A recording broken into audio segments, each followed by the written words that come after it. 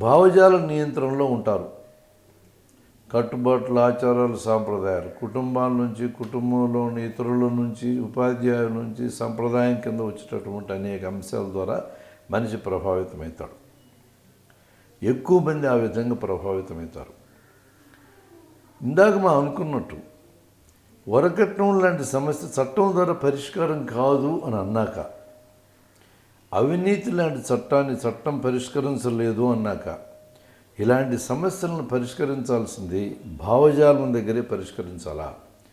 ఇంట్లో తరఫీదు ఇవ్వాలి, స్కూల్లో తరఫీదు ఇవ్వాలి. రెండు చోట్ల నుంచే దీనికి కావాల్సిన పునాది పడాలి. అలాగంటే రాజకీయ పరంగా ఉన్నటువంటి నియంత్రణకి ఎటువంటి స్థానం లేదా దీని అర్థం అదే?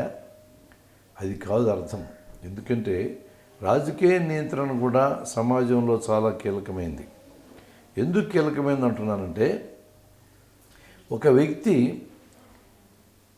హత్య చేయాలా, పొడి చేయాలా నిర్ణయించుకున్నాడు అంటే ఇతను భావజాల నియంత్రణ దాటి బయటకు వచ్చేసినాడు. ఇతన్ని భావజాలం దగ్గర నియంత్రించలేము. ఇంకా కత్తి తీసుకొని బెదిరిస్తూ ఉన్నాడు. చుట్టూ 100 మంది నిలబడి ఉన్నారు. అతన్ని ఆపడానికి ఎవరు ముందుకెళ్ళరు. ఏమి ఒకడు పోయి పట్టుకుంటే అతన్ని కసుక్కుని పొడిచే లోపల 2-3 పట్టుకొని చేతులు కాలు ఎరగదీసి అవతలేరా వేయగలరు. కానీ ఆ ఒకడెవడు అనేది ఎవడికి తెలియదు. కాబట్టి ఎవడికి వాడే ఆ ఒకరిని నేనేమో అని భయపడి 100 మంది చుట్టూ నిలబడతారు తప్ప అతని దగ్గరికి వెళ్ళరు. ఇక్కడ భావజాల నియంత్రణ పనిచేయదు. ఎందుకు పనిచేయదంటే అతను భావజాల నియంత్రణని దాటి అవతలకి వెళ్ళదలుచుకున్నాడు కాబట్టి. ఇతని మీద రాజ్య నియంత్రణ పనిచేస్తుంది. ఒక యూనిఫామ్ వేసుకున్న పోలీసు వచ్చి ఒక తుపాకీ తీసుకుని అతనికి గురిపెట్టి, కొడకా నీ చేతిలో కత్తి కింద వేయకపోతే కాల్చి అవతల బారేస్తాను రా అంటే వెంటనే కత్తి కింద వేస్తాడు. అంటే భావజాల నియంత్రణ పని చేయని చోట చట్ట నియంత్రణ పనిచేస్తుంది. చట్ట నియంత్రణ పనిచేయని చోట్ల భావజాల నియంత్రణ పనిచేస్తుంది.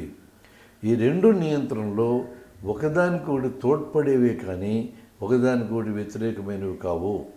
సమస్యలు అనేకం సమాజంలో ఉన్నందువలన అన్ని సమస్యలని ఒకటే పరిష్కరించడం సాధ్యం కానందువలన మన ఇష్టాయిష్టాలను బట్టి మనం కొన్ని సమస్యలను ఎంపిక చేసుకుంటాం, వ్యక్తులుగా పనిచేస్తాం. అలాగే మన వివేకం నిర్దేశించే దాన్ని బట్టి, మన తెలివితేటలు నిర్దేశించే దాన్ని బట్టి మనం కొన్ని సమస్యలు తీసుకుంటాం. అసలు మనిషి ప్రవర్తనకి దాన్ని ప్రభావితం చూపే అంశాలు కూడా ఏందో మనం చూడాలి. మనిషి ఇష్టాయిష్టాలను బట్టి మనిషి ప్రవర్తన ఉంటుంది, పరిస్థితులను బట్టి కూడా మనిషి ప్రవర్తన ఉంటుంది. ఇవి రెండూ కాక మనిషి వివేకాన్ని బట్టి కూడా మనిషి ప్రవర్తన ఉంటుంది. వివేకం అంటే సంపాదించుకుంటే వచ్చేది, దానంతలో వచ్చేది కాదు. ఇష్టాయిష్టాల్లో కొంత భాగం ప్రకృతి సిద్ధంగా వచ్చేది ఉంది. తీపి అనేదాన్ని నోట్లో పెడితే సంతోషంగా ఉంటుంది, చేదును పెడితే మొహం చిట్లిస్తాం. ఇది సహజంగా వచ్చేది. మనం నేర్చుకుంటే వచ్చేది ఉంది. సూదితో గుచ్చితే నొప్పి బాధ కలిగించేది, ముఖం చిట్లించే అంశమే. కానీ ఆ సూది వేయించుకున్నందువల్ల ప్రయోజనం ఉంటుంది అని అర్థమైన తర్వాత కావాలని సూది వేయించుకుంటాము. అంటే ఇష్టాన్ని మనం కలిగించుకుంటాము. ఒక మందు చేదుగా ఉంటుంది. చేదు అనేది మనకి ఇష్టం లేనిదే సహజ సిద్ధంగా అయితే. కానీ ఈ మందు తాగటం వల్ల ప్రయోజనం ఉంది అనే విషయం మనం అర్థమయ్యేటప్పుడు చేసినాక చేదుగా ఉన్న మందు కూడా రోగి తాగుతాడు. అంటే ఇక్కడ ఇష్టాన్ని కలిగించుకుంటాడు. ఇష్టాయిష్టాలని కలిగించుకోవడం అంటే ఈ భాగాన్ని మనం చూడాలి. పరిస్థితులు చాలా వరకు మన అదుపులో ఉండనట్లే కనపడతాయి. కానీ నేను చెప్పిన రెండో అంశం ఉంది, వివేకం అని. అక్కడికి వద్దాం. వివేకం అనేది మన చేతికి కానీ వచ్చేటట్లయితే ఇష్టాయిష్టాలని అదుపు చేసుకోవచ్చు, పరిస్థితులను కూడా మన కంట్రోల్లో తెచ్చుకోవచ్చు. వివేకం అంటే ఏందో చూద్దాం. వివేకంలో 2 భాగాలు ఉన్నాయి. ఒకటి సత్యమేందో అసత్యమేందో తెలుసుకోవడం. 2 ధర్మమేందో అధర్మమేందో తెలుసుకోవడం.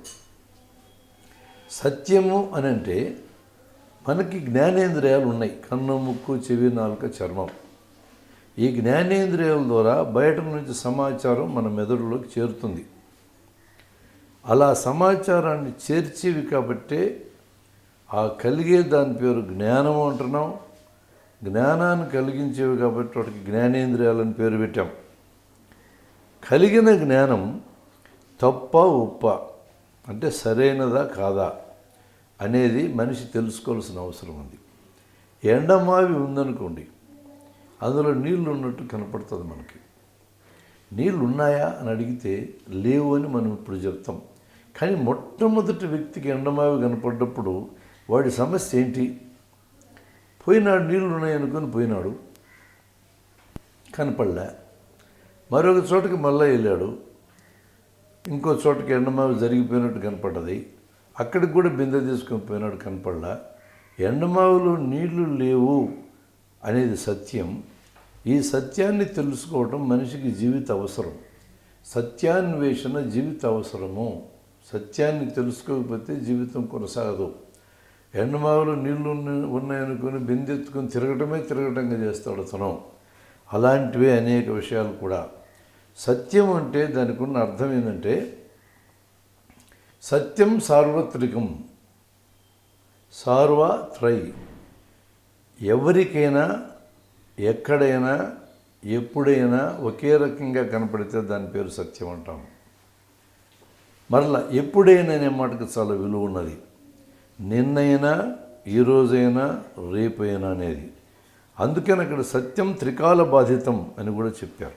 దాదాపు 2000 సంవత్సరాలకు ముందే భారతదేశంలోని తార్కికులు, తాత్వికులు ఈ విషయాలన్నీ తమ తర్వాత తరాలుగా అందించినారు. ఎక్కడైనా, ఎప్పుడైనా, ఎవరికైనా అనేది చాలా ముఖ్యమైన అంశం. నిప్పు కాలుతుంది అని ఒక స్టేట్మెంట్ నేను ఇచ్చా. దీని సత్యం అన్నాను నేను. ఎవరికైనా కాలుతుంది, పరీక్ష చేసి చూడవచ్చు, ప్రయోగం చేసి చూడవచ్చు. ఎక్కడైనా కాలుతుంది, కర్నూలులో అయినా కాలుతుంది, హైదరాబాద్లో అయినా కాలుతుంది, ఎక్కడైనా కాలుతుంది. ఎప్పుడైనా అనేదే కొంచెం ఇబ్బందికరమైన స్టేట్మెంట్. నిన్న కాలిందా గమనించవచ్చు, ఈరోజు కాలుతుందా ఇప్పుడే చూడవచ్చు, రేపు కాలుతుందా, 100 ఏళ్ళకి కాలుతుందా, 1,00,000 ఏళ్ళకి కాలుతుందా అంటే ఒక్కోసారి మనం చూడడం కష్టమని అనిపిస్తుంది. కానీ సత్యం అనే మాటకి ఉన్న అర్థం ఏంటంటే సార్వత్రికం, త్రికాల బాధితం. ఇదే సత్యంలో ఉన్న గొప్పతనం. మనకు కలిగిన జ్ఞానం సత్యముగానైతే భవిష్యత్తులో ఎప్పుడైనా ఆ స్టేట్మెంట్ మారే సమస్య లేదు. ఇది మన జ్ఞానంలో భాగం. మీరు పరీక్ష చేయొచ్చు కావాలంటే. నిప్పు కాలుతుందనే దాన్ని పరీక్ష చేయొచ్చు. హైదరాబాదులో అబిడ్స్ సెంటర్లో నెహ్రూ విగ్రహం దగ్గర 2010వ సంవత్సరం జనవరి 1వ తేదీ ఉదయం 10 గంటల 10 నిమిషాల 10 సెకండ్లకి మీరు ఎవరైనా ముందుకు రండి, మీ చేతులు నిప్పు పెడతా, మీ చేయి కాలుతుంది, నేను చెప్పగలను. సత్యం చేతిలో ఉన్నవాడే చెప్పగలడు. భవిష్యత్తు చెప్పేటోళ్ళు చాలామంది ఉన్నారు. మీ భవిష్యత్తు చెప్తామని అంటాడు అసలు. ఆయన దగ్గరికి వెళ్ళండి మీరు, బాబు మీ భవిష్యత్తు మీకు తెలుసా అని అడగండి. భవిష్యత్తు, నా భవిష్యత్తు చెప్తానన్నావు కదా, నీ భవిష్యత్తు నీకు తెలుసా అని అడగండి. అతను తన భవిష్యత్తు తనకు తెలుసు అని ఒప్పుకోవాలి. ఎందుకంటే నా భవిష్యత్తు నేను చెప్పలేను అన్నాడు అనుకో, నీ భవిష్యత్తు నీకు తెలియకుండా నాకేం చెప్తావని మనం అడగచ్చు. కాబట్టి నాకు తెలుసు నా భవిష్యత్తు అనాలి. అయితే ఇప్పుడు నా చేతిలో కత్తి ఉంది, ఈ కత్తితో నిన్ను ఇప్పుడు పొడుస్తానా పొడవనా అని అడగండి. అతను ఎప్పటికీ కరెక్ట్గా చెప్పలేడు. ఎందుకంటే నువ్వు పొడుస్తావు అని అంటే అతను నువ్వు పొడవకుండా ఊరుకోవచ్చు, నువ్వు పొడవు అంటే పొడవచ్చు. పొడచటం పొడవకపోవడం నీ చేతిలో ఉంది, కానీ అతని చేతిలో లేదు. అతని చేతిలో ఏముంది? ఊహించటం వరకే ఉంది. నీ చేతిలో ప్రయోగించటం ఉంది. ఊహ కంటే ప్రయోగం బలమైనది. కాబట్టి మొత్తం విజ్ఞాన శాస్త్రంలో ఎక్కడ మీరు ఎతికినా ఊహ కంటే ప్రయోగం బలమైనదనేది తేలుతుంది. ఇట్లా మనము ప్రయోగించి చూడవచ్చు. మరి ధర్మం అంటే ఏంది అనేది కూడా చూద్దాం. ధర్మము అంటే చేయదగినది, మంచిది, సరైనది, న్యాయమైనది అని అర్థం. ప్రతి సమాజంలో సత్యాల సమాహారం ఉంటుంది. అనేక సత్యాలు జీవితానుభవంలోంచి కనుక్కుంటారు, అనేక ఇంద్రియాలలోంచి సమాచార సేకరణ ద్వారా కనుక్కుంటారు. కనుక్కున్నది సరైనదో కాదో ప్రయోగం చేస్తూ ఉంటారు.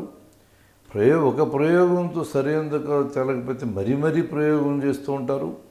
కంటి ద్వారా, చెవి ద్వారా తెలుసుకున్నటువంటి దాన్ని, మనకున్న అవయవాలు బలం చాలకపోతే కంటి సైజు పెంచుకొని దూరదర్శనం ద్వారా, సూక్ష్మదర్శనం ద్వారా చూడటం జరుగుతుంది. అంటే ఇంద్రియాల బలం పెంచుకొని చూస్తారు. అలాగే పలుసార్లు ప్రయోగాలు చేసి చూసుకుంటారు. ఇన్ని పద్ధతుల్లో మనిషికి కలిగిన జ్ఞానాన్ని సత్యమా కాదా నిర్ధారణ చేసుకోవటానికి తరతరాల కొద్దీ మానవ జాతి కృషి చేస్తూ ఇక్కడికి వచ్చింది. ధర్మము అనేది మారుతుంది. మనం ఇందాక గమనించిన దాంట్లో సత్యం మారదు అనే స్టేట్మెంట్ ఉంది. ఎలాగంటే సత్యం ఎవరికైనా ఒకటే, ఎక్కడైనా ఒకటే, ఎప్పుడైనా ఒకటి అన్నాక ఎప్పుడనే మాటకు చాలా విలువ ఉంది. ఎప్పుడైనా అనగానే మారదు అని అర్థం. నిప్పు కాలుతుంది ఈ స్టేట్మెంట్కి మారదు. ఎప్పటికైనా సరే నిప్పు కాలుతుందని స్టేట్మెంట్ను మార్చి నిప్పు కాలదు అని ఎవరూ నిరూపించలేరు. ఇక అది మారదు అంటే అర్థం. ధర్మము మారుతుంది అన్నప్పుడు మనిషిని బట్టి మారుతుంది, ప్రదేశాన్ని బట్టి మారుతుంది, కాలాన్ని బట్టి మారుతుంది. ఇతను దొంగతనం చేసి జీవిస్తాడు. దొంగతనము అనేది దొంగకి సరైనది. ఎవరి దగ్గర దొంగతనం చేయబడుతుందో అతనికి సరైనది కాదు. మనిషిని బట్టి దొంగతనం మంచి చెడు అనేది మారిపోయింది. ప్రదేశాన్ని బట్టి మారుతుంది.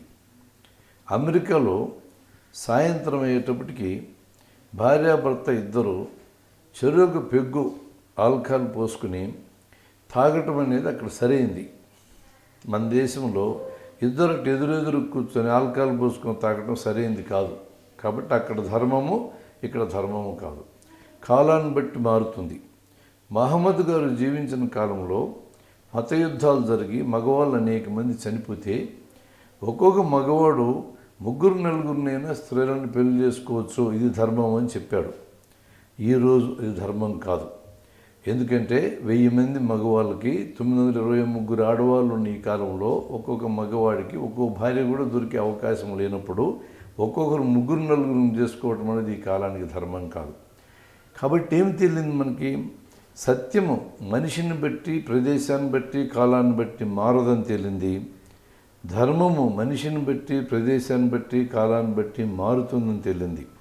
ఒక వ్యక్తి సత్యాలను తెలుసుకోవడం, ధర్మాలను తెలుసుకోవడం, వీటి ఆధారంగా జీవితాన్ని నిర్మించుకోవటం అనేదే నియంత్రణలకంతా మూలకందాయమైనటువంటి అంశం.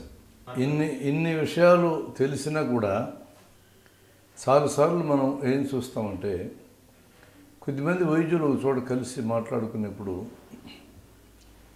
వీళ్ళు రోగుల మీద బాధ్యత వేసి రోగులను తప్పుడుతూ మాట్లాడుకోవడం గమనిస్తూ ఉంటాం. ప్రతి చోట జరుగుతుందని కాదు, కానీ ఎక్కువ సందర్భాల్లో దీన్ని వింటూ ఉంటాం. రోగుల యొక్క తప్పులు, రోగులు తమ ఎడల ప్రవర్తించిన అనుచితమైన రీతులు ఇవన్నీ మాట్లాడుతూ ఉంటారు. నాదొక్క మనవి ఏంటంటే, మనం ఆరోగ్యంగా ఉండి వైద్యం చేస్తూ ఉన్నాం. రోగులు రోగంతో ఉండి మన దగ్గరికి వచ్చారు. ఇప్పటికీ అతని శరీరము, అతని మనస్సు ఆరోగ్యంగా లేదు, అనారోగ్య దశలో ఉందో, రోగం దశలో ఉందో చెప్పలేము. అలాంటి పరిస్థితిలో ఉన్న వ్యక్తి ఎడల మనకు ఎక్కువ బాధ్యత ఉంటుంది అతనికి మన ఎడల బాధ్యత కంటే. ఇది మొట్టమొదటి గుర్తించాలి. మరొక ముఖ్యమైన విషయం మనం గుర్తించాల్సింది ఏంటంటే, ఇన్ని రకాల బాధలు కలుగుతున్నాయి రోగుల నుంచి అని మనం అన్నప్పటికీ కూడా ఈరోజు డాక్టర్ల యొక్క, వైద్య వృత్తిలో ఉన్న అందరి యొక్క జీవితాలు ఈ మాత్రమైనా బాగున్నాయంటే దీనికి అవసరమైన వనరులన్నీ సమకూర్చింది రోగులే. వాళ్ళు చనిపోతూ నేర్పించినారు, రోగాలతో ఉంటూ నేర్పించినారు, వాళ్ళు పనులు గడుతూ నేర్పించినారు అనేది ఇప్పటికీ మారే విషయం కాదు. కాబట్టి ఆ కృతజ్ఞత మనకు తప్పనిసరిగా ఉండాలి. మనం ఇతరుల కోసం గొప్ప గొప్ప త్యాగాలు చేయమని నేను చెప్పటం లేదు, కానీ సొంత లాభం కొంత మానుకు అని కవి చెప్పినటువంటి మాటలు చూడండి. సొంత లాభం కొంత మానుకుంటే చాలు, అంతా మానుకోమని చెప్పి ఎవరూ చెప్పనవసరం లేదు. నిజంగా సాధ్యము కాదు అది. ఈ సందర్భంలో ఒక సంఘటన మనం గుర్తు తెచ్చుకోవడం చాలా న్యాయం. అలెగ్జాండర్ ఫ్లెమింగ్ వైద్య శాస్త్రానికి చాలా బాగా తెలిసినటువంటి వ్యక్తి. 1935లో పెన్సిలిన్ అనే మందును కనుక్కున్నాడు. పెన్సిలిన్ మందు ఆ రోజు సూది రూపంలో దొరికేది. అందుకే సూది రూపంలో మందు దొరికే పెన్సిలిన్ చూసిన తర్వాతనే సూదేస్తే తప్ప రోగం తగ్గదన్న భావజాలం ప్రజలకు ప్రపంచవ్యాప్తంగా రావడానికి కారణం పెన్సిలిన్ మందే. 1935లో ఆయన తయారు చేసినటువంటి పెన్సిలిన్ మందుని ఫైజర్ అనే అమెరికా కంపెనీకి ఇచ్చి